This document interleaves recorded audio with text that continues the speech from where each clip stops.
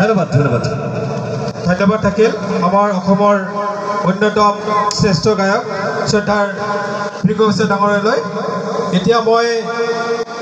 অনুৰোধ জনাব ওলাইছোঁ আমাৰ কেন্দ্ৰীয় BPFৰ সভাপতি শ্ৰদ্ধাৰ ৰিঞ্জয় বড়ো ডাঙৰীয়াক তেওঁৰ ভাষণ ৰাখিবৰ কাৰণে, আৰু আমাৰ BPF কৰ্মীসকলক মই অনুৰোধ জনাইছোঁ সকলোৱে যাতে বহি লয় চেয়াৰৰ